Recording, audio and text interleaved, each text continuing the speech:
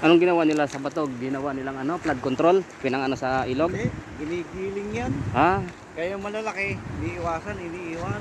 hindi nila kinukuha yung malalaki. Sa plaza dinadala doon sa kabila. Ay, yung malalaki ang kukunin namin. Ay, malalaki yung sa inyo naman. Ay, ito. Yan. Careful yan. Kaso, ang problema namin ang permit, kung mag-ano kami ng permit. Okay, basta wala naman imposible sa pera eh. Oo. Imposible sa pera. Basta ko, pera. Maganda to kung pati yung ilalim meron pa na. Meron pa yan. Kasi ang label niyan eh. Ayun, ganyan iyang kataas niyan eh. Ilang hektare yata, sir? 5. 5? Hanggang doon, kapag naman na.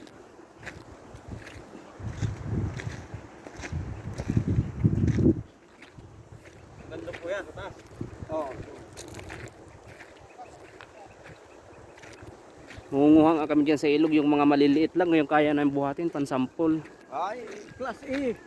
Ang bato po kasi namin ito, class E. Kaso makakarga namin ilan lang. Ay, magkarga kayo, mga 5 piraso. Oo, yun lang. Magkaganyan lang oh. Hindi dito kasi nakuha na rin kami ng sampol. Oo. Bato ko kasi rito class E. Oh, iba po kasi siya, hindi katulad doon sa Palacol sa Pampanga, puro ordinary lang yung bato doon. Eh dito halo-halo. Dito halo-halo.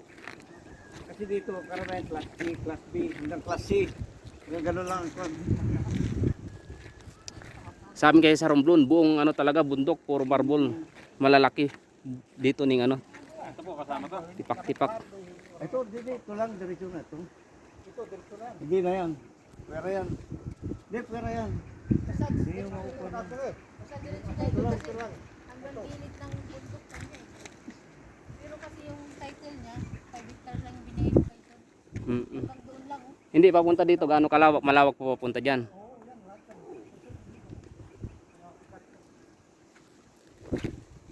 Sana tayo dumating.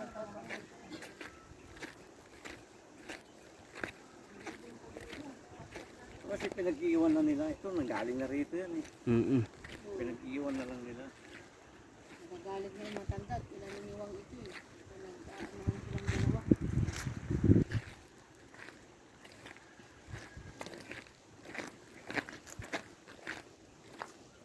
Lakad ko dyan ba yun? Mataas yan. Yung may nag-down na, yun dyan yun. Yung, Ito kasama ito. Kasama kaya lang ang gusto niya, ibabalik na lang niya.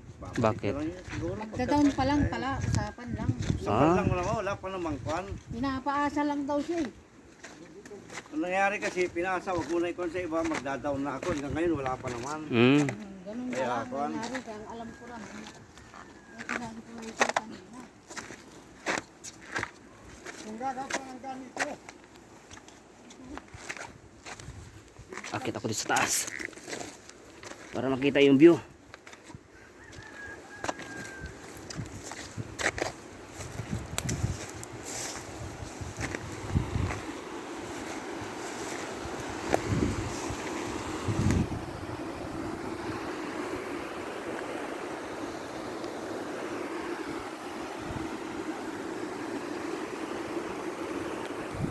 Ito kami guys, sinusurvey namin 5 hektarya.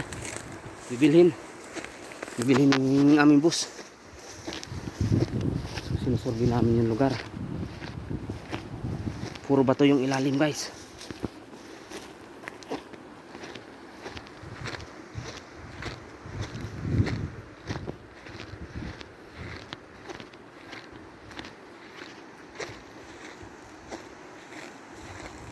Ayan.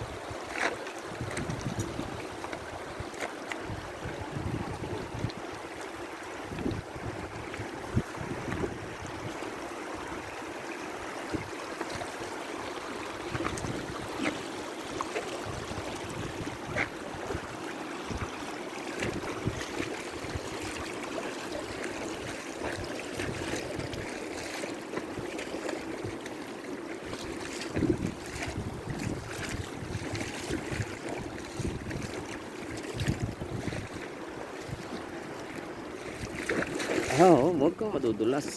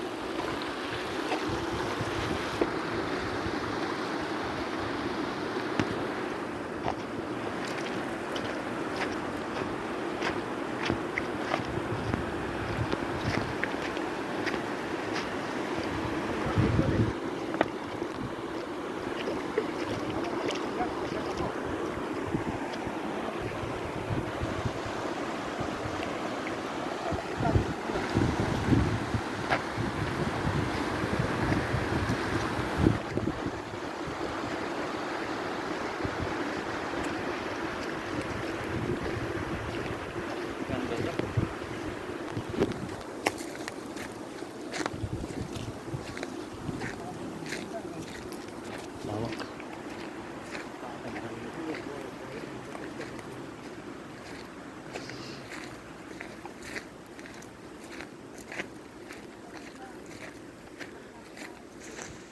Ay, sinari na dito.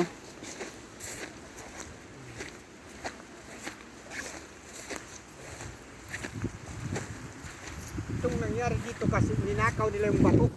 Ah. Ay dapat ano yung ano yung Kaya na-stop. Oo. Ayun ang boundary doon.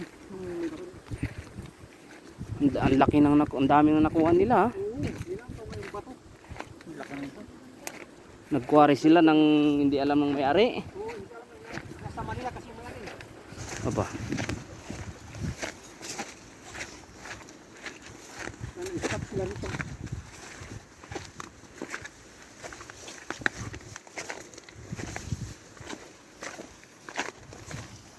Yun ang boundary yung bato. Sana ipasok yung sasakyan dito eh. Ah, dito makakadaan dito. Siguro yung dinaanan natin doon. Ah, Buwaba lang kasi tayo sa ilog eh. magkano binebenta ito? Ang bigay ng matanda, 150. Hindi Ngayon? yung limang hektarya. Ay, 5 hektarya. Hindi, di ba magkano ilan bang kinukuha ni boss? Kung Yun ang hindi ko alam. Kasi yung nasa kanya, 5 yun eh. 5 yun, 5. ah, 5. 5 hektar hanggang doon. Oo. 150 per square meter. Hindi, 250. Ah, ito 50. Oo. Kasi magparilukit siya eh. Pagka nagkasundo sila ni boss, magparilukit daw siya. Sa kanya yun, simula dun sa pababa eh.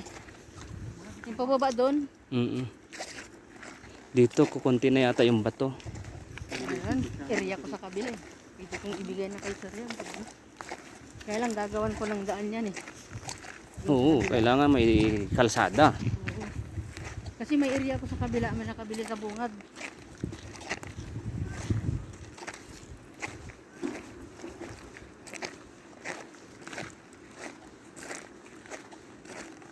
Pwede yung sarang intawid dito eh.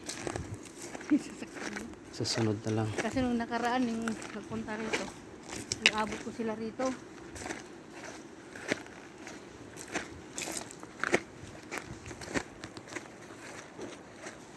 Yung taas niyan, may mining pa yan. Mm. Yun doon. Yung chromite, ang tawag nila doon, yung itim na bato. Siguro Ay. si sir, marunong sa mga bato yan. Yun parang ginagawang bakal, Oh, dinudurog. Tapat na ng area ko yun. Kaya yung lahat ng walang tanim dyan, pinapatamnan ko na. Yung bahay ng kapatid ko, namatay na kasi. Yan, may kubo dyan, area niya yan.